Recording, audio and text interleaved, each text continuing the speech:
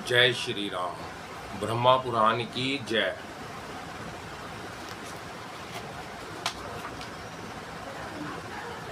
चशूस तीर्थ का महत्व में ब्रह्मा जी कहते हैं, चशूस तीर्थ रूप और सौभाग्य देने वाला है। जहाँ भगवान योगेश्वर गौतम जी के दक्षिण तट पर निवास करते हैं, वहाँ पर्वत के शिखर पर भोवन नगर विख्यात स्थान है, जहाँ क्षत्र धर्म परायण राजा भोवन निवास करते थे। उसी नगर में वृद्ध कौशिक नाम के एक ब्राह्मण थे, जिनके वेद वेताओं में श्रेष्ठ गौतम नामक पुत्र हुआ। गौतम की एक वैश्या के साथ मित्रता हुई। वैश्या का नाम मणिकुंडल था। इनमें एक दरिद्र और दूसरा धनी था, तो भी दोनों एक दूसरे के हितैषी थे। एक दिन गौतम ने अपने धनी मित्र मणिकुंडल से एकांत में प्रेम पूर्वक कहा, मित्र, हम लोग धन का उपार्जन करने के लिए पर्वतों और समुद्रों की यात्रा करें। यदि अनुकूल सुख ना प्राप्त हुआ तो समझना चाहिए जवानी व्यर्थ गई। धन के बिना सौख्य कैसे प्राप्त हो सकता है? ओहो, निर्धन मनुष्य को धिक्कार है। कुंडल ने ब्राह्मण से कहा, मेरे पिता ने बहुत धन कमाया है, अब अधिक धन लेकर क्या करूँगा? तब ब्राह्मण ने पुनः मणिकुंडल से कहा, जो धर्म अर्थ ज्ञान और भोगों से तृप्त हो जाए, ऐसा कौन पुरुष प्रशंसनीय माना जाता है? सके, इन सब की अधिकाधिक वृद्धि ही समस्त शरीरधारियों को अभिष्ट होती है। जो प्राणी अपने ही व्यवहास से जीवन निर्वाह करते हैं वह धन्य है। जो दूसरे के दिए हुए धन से संतोष लाभ करते हैं वह कष्ट से ही जीते हैं। जो पुत्र अपने बाहुबल का आश्रय लेकर धन का उपार्जन करता है और पिता के धन को हाथ से नहीं छूता, वह संसार में कृतार्थ होता है। धनाभिलाषी ब्राह्मण का यह कथन सुनकर वैश्या ने उसे सत्य माना और घर से रत्न लाकर गौतम को देते हुए कहा, मित्र, इस धन से हम लोग सुखपूर्वक देश देशांतरों में भ्रमण करेंगे और धन कमाकर फिर अपने घर को लौट आएंगे। वैश्य तो अपनी सदावना के अनुसार सत्य ही कहता था, किंतु ब्राह्मण उसे धोखा दे रहा था। उसके मन में पाप था, किंतु वैश्य उसे ऐसा नहीं समझता था। दोनों ने आपस में सलाह की और माता पिता को सूचना दिए बिना ही धन कमाने के लिए देश देशांतर में चल दिए। ब्राह्मण सोचने लगा, जिस किसी उपाय से हो सके वैश्या का धन ले लूं।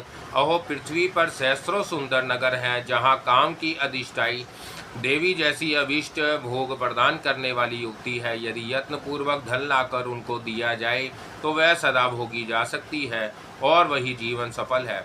इस प्रकार वैश्या से अपने हाथ में आए हुए धन को हड़प कर उसका इच्छानुसार उपभोग करूं, यह सोचते हुए गौतम ने मणिकुंडल से हंसते हंसते कहा, पाप से ही जीवों की उन्नति होती है और वह मनोवांछित सुख प्राप्त करते हैं। संसार में धर्मात्मा लोग दुख के ही भागी हो देखे जाते हैं, अतः एकमात्र दुख ही जिसका फल है, उस धर्म से क्या लाभ? वैश्या ने कहा, ऐसी बात नहीं है, धर्म में ही सुख की स्थिति है। पाप में तो केवल दुख, भय, शोक, दरिद्रता और कलेश ही रहते हैं। जहाँ धर्म है वहाँ मुक्ति है। भला अपना धर्म क्या नष्ट हो सकता है? इस प्रकार विवाद करते हुए दोनों यह शर्त लग गई कि जिसका पक्ष श्रेष्ठ हो वह दूसरे का धन ले ले। वह बोले, अब चलकर हम दोनों किसी से पूछे, धर्मात्मा प्रगल होता है या अधर्मी? वेद से लोक का ही मत श्रेष्ठ है, क्योंकि लोक में ही धर्म से सुख होता है। इस प्रकार विवाद करके दोनों सब लोगों से पूछने लगे कि पृथ्वी पर धर्म प्रबल है या अधर्म। यह प्रश्न सामने आने पर कोई बोले, जो धर्म के अनुसार चलते हैं उन्हें दुख भोगना पड़ता है और बड़े बड़े पापी मनुष्य सुखी हैं। यह निर्णय सुनकर वैश्या ने अपना सारा धन ब्राह्मण को दे दिया। मणि मान धर्म वेताओं में श्रेष्ठ था। वह बाजी हार जाने पर भी धर्म की ही प्रशंसा करता रहा। ब्राह्मण ने मणिमान से पूछा, क्या तुम अब भी धर्म की प्रशंसा करते हो? वैश्या बोला, हाँ। ब्राह्मण फिर कहने लगा, वैश्या, मैंने तुम्हारा सारा धन जीत लिया, फिर भी निर्जल की तरह धर्म की बात क्यों करते हो? देखो, स्वेच्छाचारी होने पर भी मैंने ही धर्म को जीता है। ब्राह्मण की बात सुनकर वैश्या ने मुस्कुराते हुए कहा, सखे, जैसे धान्यों में पुलाक और पंखधारी चिड़ियों में छोटी मक्खियाँ होती हैं, वैसे ही मैं उन मनुष्यों को भी सार ही मानता हूँ जिनमें धर्म नहीं होता। चारों पुरुषार्थों में पहले धर्म का नाम आता है, अर्थ और काम उसके बाद आते हैं। वह धर्म मुझ में मौजूद है, फिर तुम कैसे कहते हो कि मैंने जीत लिया? यह सुनकर ब्राह्मण ने पुनः वैश्य से कहा, अब दोनों हाथों की बाजी लगाई जाए। वैश्य बोला, ठीक है। फिर दोनों ने आकर पहले की ही भांति लौकिक मनुष्यों से पूछा। निर्णय ज्यों का त्यों रहा। ब्राह्मण बोला, फिर मेरी विजय हुई। यूं कहकर उसने वैश्या के दोनों हाथ काट डाले और पूछा, अब धर्म को कैसा मानते हो? ब्राह्मण के इस प्रकार अपेक्ष करने पर वैश्या ने कहा, मेरे प्राण कंठ तक आ जाए तो भी मैं धर्म को ही श्रेष्ठ मानता हूँ। धर्म ही देहधारियों की माता पिता सुहृदय और बंधु है। इस तरह दोनों का विवाद चलता रहा। ब्राह्मण धनवान हो गया और वैश्या धन के साथ साथ दोनों बाहों से ही हाथ धो बैठा। इस तरह भ्रमण करते हुए दोनों गौतमी गंगा के तट पर जा पहुँचे, जहाँ योगेश्वर श्री हरि का निवास स्थान है। वहाँ आने पर फिर दोनों में विवाद आरंभ हो गया। वैश्या गंगा, योगेश्वर और धर्म की ही प्रशंसा करता था।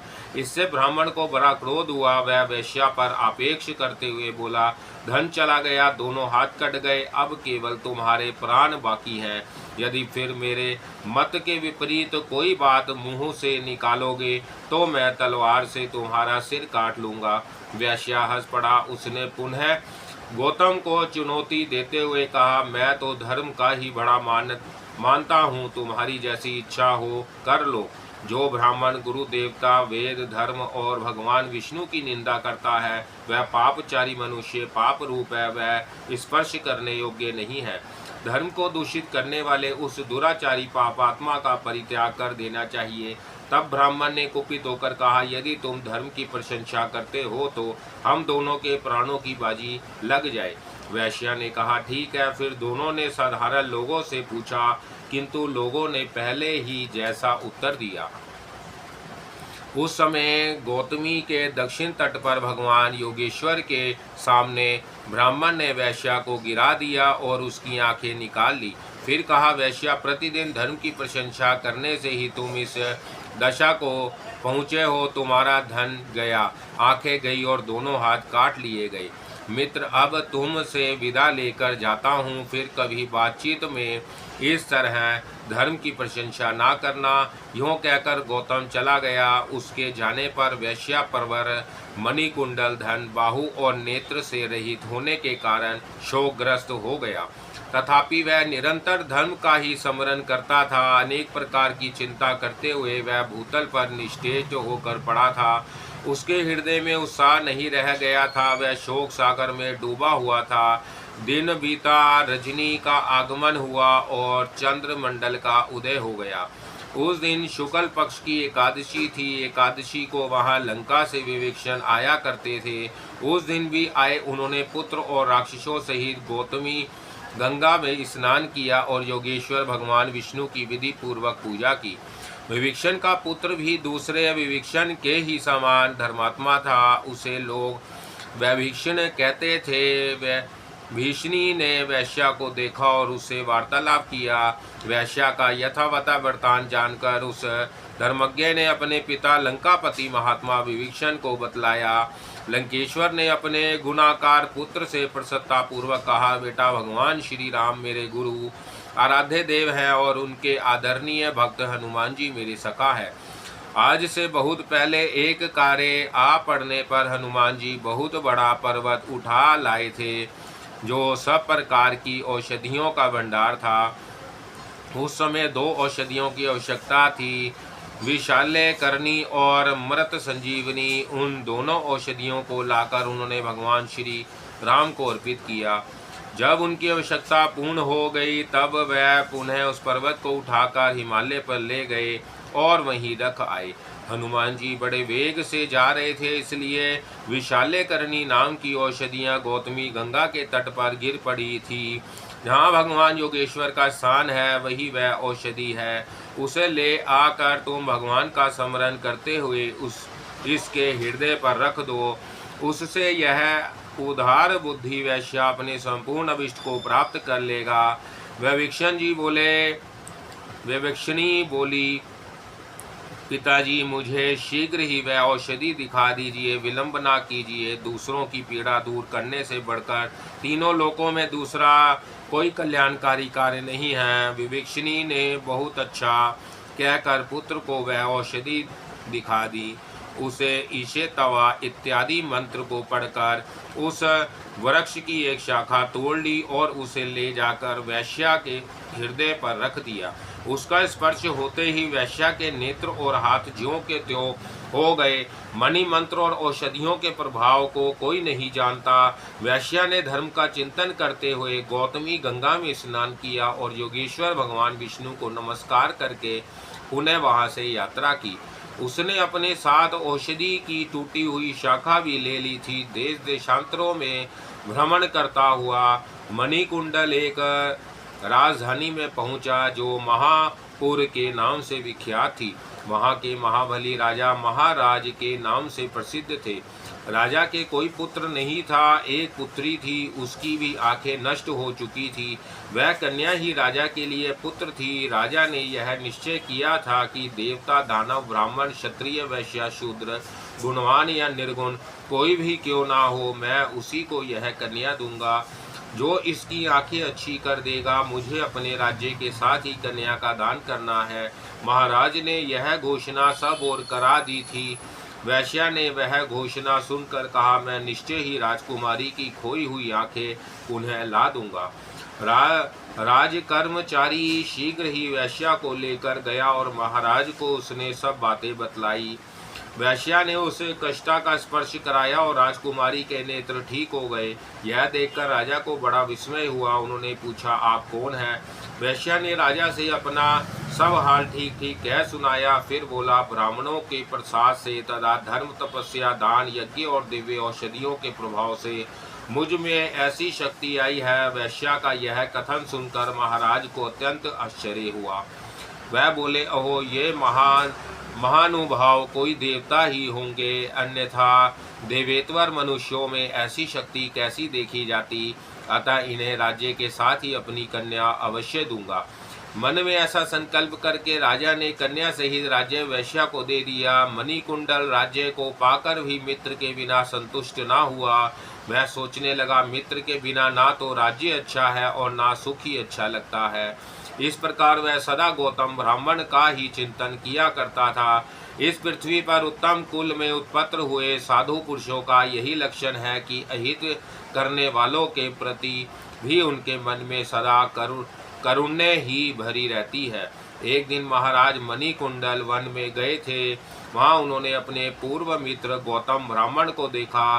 पापी ज्वारियों ने उसका सब धन छीन लिया था। धर्मज्ञ मणिकुंडल ने अपने ब्राह्मण मित्र को साथ ले लिया, उसका विधि पूर्वक पूजन किया और धर्म का सब प्रकार भी बतलाया। फिर समस्त पापों की निवृत्ति के लिए गौतम को गंगा में स्नान कराया। वैश्या के देश में जो सगोत्र बंधु बांधव थे उनको तथा गौतम ब्राह्मण के बंधु बांधव वृद्ध, कौशिक आदि को उन्होंने बुलवाया और सबके साथ देव पूजन पूर्वक गौतमी के तट पर यज्ञ किया। तदंतर शरीर का अंत होने पर वह स्वर्ग लोक में गए। वह स्थान मृत संजीवनी तीर्थ, चतुस्तीर्थ और योगेश्वर तीर्थ कहलाने लगा। वह स्मरण मात्र से पुण्य देने वाला, मन को प्रसन्न रखने वाला और समस्त दुर्भाग्यों का नाश करने वाला है।